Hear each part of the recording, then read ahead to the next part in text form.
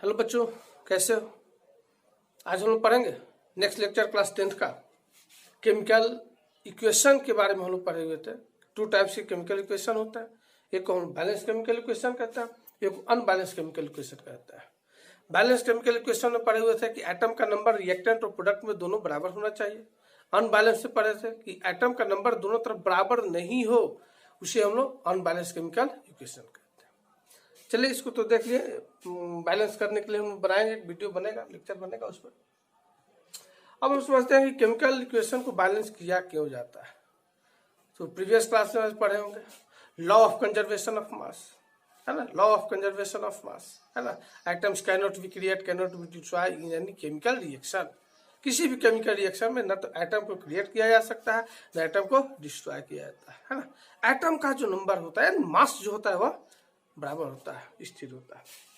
इसीलिए हम लोग केमिकल इक्वेशन को बैलेंस करते हैं। आज हम हेडिंग डालेंगे types of chemical reaction. Heading डालेंगे आज हम लोग types of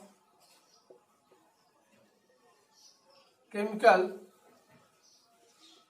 reaction. Types of chemical reaction. Chemical reaction कितने टाइप्स के होते हैं। पहला देखते हैं हम लोग combination reaction. Combination reaction. Combination reaction देखते हैं कि कॉम्बिनेशन रिएक्शन क्या होता है। कॉम्बिनेशन रिएक्शन वह रिएक्शन होता है जिसमें कोई भी टू और more substance combine to each other and form the single substance. ऐसा रिएक्शन जिसमें कोई भी सब्सटेंस दो या दो से अधिक हो, आपस में रिएक्ट करेगा और रिएक्ट करके वन सब्सटेंस का फॉर्मेशन करता है, उसी को हम लोग केमिकल रिएक्शन कहते हैं। तो कौन सा केमिकल रिएक्शन होता है? कॉम्बिनेशन केमिकल रिएक्शन कहता है। जैसे कि देखते हैं, जैसे मान लीजिए एक कोई सब्सटेंस बी के साथ में मिलके क्या बनाया, यहाँ पे केबी बनाया।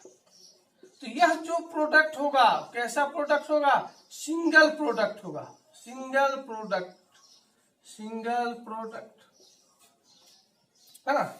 यहाँ पर टू और मोर हो सकते हैं, टू और मोर सब्सटेंस होगा, लेकिन प्रोडक्ट क्या होगा? सिंगल होगा, ठीक है ना। तो कह देंगे हम लोग टू और मोर, टू और मोर, है ना। दो भी होगा और दो से अधिक भी हो सकता है। Substance, substance combined to each other, है ना। एक दूसरे से क्या करेगा? कंबाइंड करेगा to each other and form a single substance, form a single substance with new properties, new properties। ध्यान दीजिए, टू और more substance combine to each other and form a single substance, है ना। Form a single substance, substance क्या होगा? Single होगा, with new properties. उसकी properties बिल्कुल क्या होगी? न्यू होगी, है ना। ध्यान समझिएगा, टू होगा या इससे अधिक भी सब्सटेंस हो सकता है, लेकिन जो प्रोडक्ट होगा यह प्रोडक्ट सिर्फ सिंगल होगा, यह डबल प्रोडक्ट नहीं हो सकता है ना। और क्या बनाएगा, है ना, प्रॉपर्टीज के साथ, न्यू प्रॉपर्टीज के साथ बनाएगा under suitable condition, under suitable condition, under suitable condition. इसको ध्यान रखें, अंडर सुटेबल कंडीशन। यहाँ पर हम लोग देखते हैं कि मिला, दो मिला, क्या किया? उसको बनाया, सिंगल प्रोडक्ट बनाया। इसलिए सिंगल प्रोडक्ट का निर्माण हो रहा है, इसलिए इस रिएक्शन को, किसको? एक कॉम्बिनेशन रिएक्शन को लो it is also known as synthesis reaction कहते हैं हम लोग। इसको क्या बोलते हैं? Synthesis. It is also known as synthesis reaction, synthesis reaction, है ना। इसमें क्या होता है, न्यू प्रोडक्ट का फॉर्मेशन होता है ना।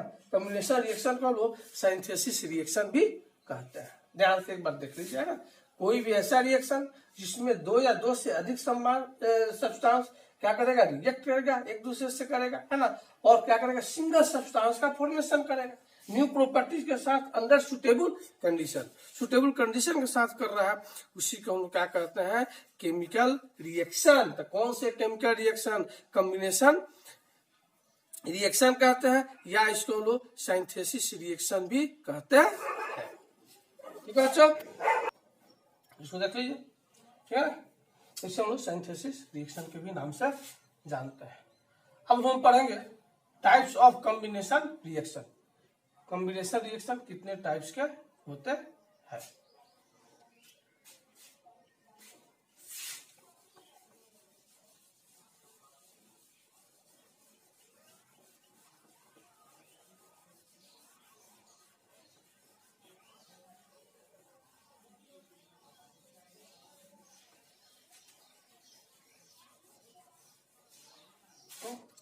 अगला जानेंगे हम लोग types of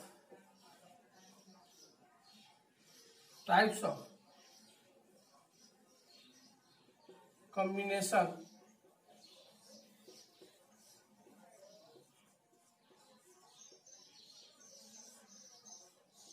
reaction.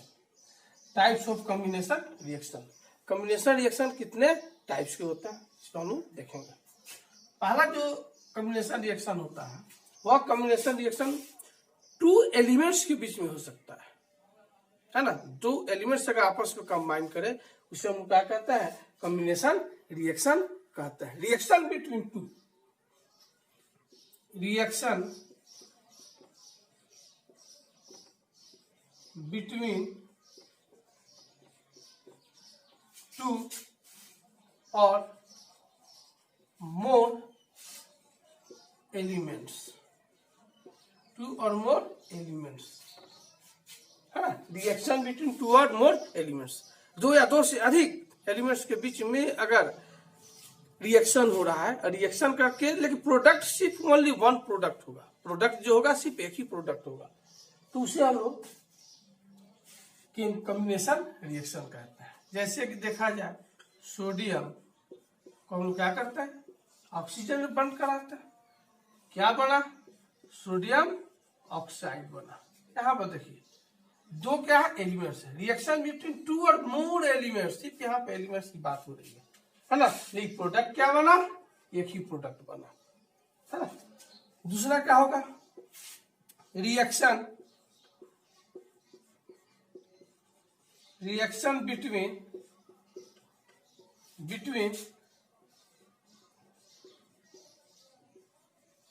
Element and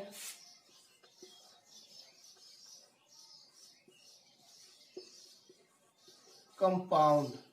दूसरा टाइप क्या होता है कॉम्बिनेशन रिएक्शन का, reaction between elements and compound.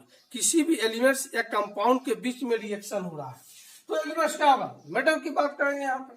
जैसे कोई भी मेटल हो या कोई भी नॉन मेटल हो, उससे कोई अंतर नहीं पड़ता। अगर वो दो एलिमेंट या कंपाउंड के बीच में, एलिमेंट या कंपाउंड के बीच में अगर रिएक्शन हो रहा है, उसे हम क्या कहते हैं, कॉम्बिनेशन रिएक्शन कहते हैं। वो एलिमेंट हो सकता है या वह कंपाउंड हो सकता है। जैसे कि देखा जाए CO प्लस O2, यहाँ पे देखिएगा कार्बन, इसको CO क्या बोलते हैं हम लोग, कार्बन मोनोऑक्साइड, कार्बन मोनोऑक्साइड, है ना। ये क्या है, आयनिक फॉर्म, क्या बनेगा यहाँ पर CO2। इसको बैलेंस कर लीजिएगा बच्चों, ठीक है ना। इसको बैलेंस कर लेना है, इसको बैलेंस कर लेना है ना। तो देखिए यहाँ पे कंपाउंड कार्बन मोनोऑक्साइड, कार्बन जब एब्सेंस ऑफ ऑक्सीजन में, ऑक्सीजन की अनुपस्थिति में कार्बन को बंद कराया जाता है तो कार्बन मोनोऑक्साइड गैस बनता है। ऑक्सीजन के साथ लिया क्या बना, कार्बन। यानी एक एलिमेंट किसके साथ मिला, कंपाउंड के साथ मिला।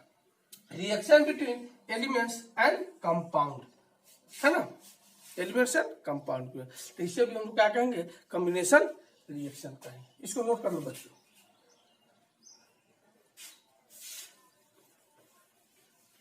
आगे देखेंगे इसका। तीसरा क्या होगा इसका, reaction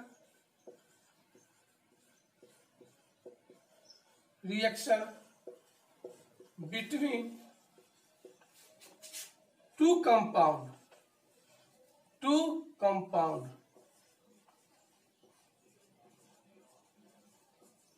reaction between two compound, दो कंपाउंड के बीच में अगर रिएक्शन हो रहा है उसे भी हम लोग क्या बोलेंगे, कॉम्बिनेशन रिएक्शन कहेंगे। जैसे कि देखा जाए कैल्शियम ऑक्साइड क्या करेगा भाई, कार्बन डाइऑक्साइड में के साथ रिएक्शन करेगा, क्या बनेगा, CaCO3 कैल्शियम कार्बोनेट का फॉर्मेशन होगा।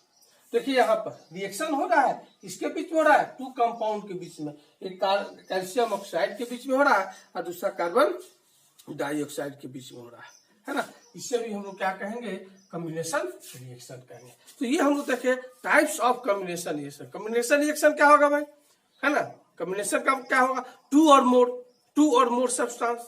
वो सब्सटेंस क्या हो सकता है, कंपाउंड हो सकता है ना। वो सब्सटेंस क्या हो सकता है, एक एलिमेंट दूसरा कंपाउंड होगा। वो सब्सटेंस क्या होता है, टू एलिमेंट्स हो सकता है ना। तो रिएक्शन होगा टू और मोर सब्सटेंस कंबाइन करेगा, है ना, और क्या करेगा, फॉर्म इन सिंगल सब्सटेंस में परिवर्तित होगा, है ना। लेकिन देखिए यहाँ पर सभी कंडीशन में हम लोग देखे प्रोडक्ट जो है वह सिंगल ही प्रोडक्ट है ना, या दो से अधिक, या तो कंपाउंड हो सकता है, टू एलिमेंट्स हो सकता है, या एक एलिमेंट से वन कंपाउंड होगा। लेकिन जो प्रोडक्ट जो है वह सिंगल ही प्रोडक्ट होगा। किसी भी केस में प्रोडक्ट क्या होगा, सिंगल होगा। उसे हम लोग कॉम्बिनेशन रिएक्शन कहते हैं। और इस कॉम्बिनेशन रिएक्शन के दौरान क्या होगा, सिंगल प्रोडक्ट का फॉर्मेशन होता है। इसीलिए इसे हम लोग सिंथेसिस रिएक्शन के भी नाम से जानते हैं। बनना, सिंथेसिस निर्माण हो रहा है, बन रहा है। ठीक है बच्चों, इस सबको नोट कर लीजिए, ठीक है ना। और बैलेंस केमिकल इक्वेशन पे एक लेक्चर बनेगा, है ना, देखेंगे उसमें, उस लेक्चर में हम लोग कि कैसे केमिकल रिएक्शन को बैलेंस किया जाता है, कौन कौन से ऐसे मेथड होते हैं, है ना। तो ये सब नोट कर लीजिए, ठीक है ना। फिर देखेंगे जैसा भी अगर कोई प्रॉब्लम हो, है ना, तो आप कमेंट बॉक्स में डालिए, है ना। अपना सुझाव भी दीजिए हमको, है ना। कोई भी अगर लगे कि है ना कि ऐसे होना चाहिए, है ना, या जो चीज़ समझ में नहीं आ रहा है ना, उसको भी कमेंट बॉक्स में डाल सकते हैं। चलिए आज भर के लिए इतना ही, ओके बाय।